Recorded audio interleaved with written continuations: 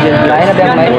Ngayon ay August 29, 2024. Na kung saan gaganapin po ang aming may tema kaming Filipino wikang mapagpalaya. So ngayon pala is buwan ng wika. As you can see, andito kami sa Mount Carmel. Everest. Ano? Mount Carmel, Everest City. At ngayon, gaganap kami na balagtasan. Ito po ang aking mga kasamahan.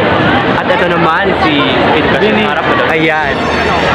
So ayan guys, as you can see, ito nga pala yung sa loob ng Mount Carmel. Diba? Ang laki-laki naman nito.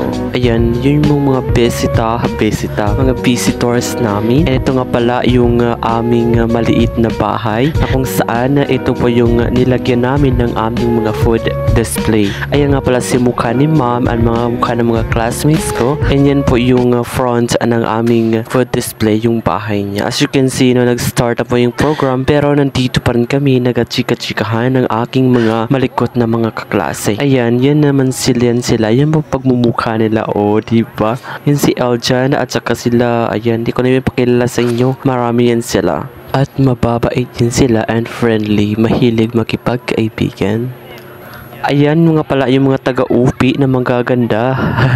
Diba? Yan naman si monologo ni Sisa. Siya po yung mag-act mamaya. And ito naman, di ba, ang bait naman ni ate, tinutulungan niya si kuya mag-ayos ng kanyang damit. Ayan, guys. 8 bulaga. Joben!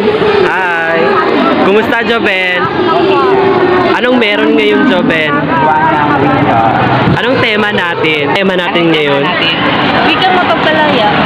Ulit, ano? Wikang mapagpalaya. Very good.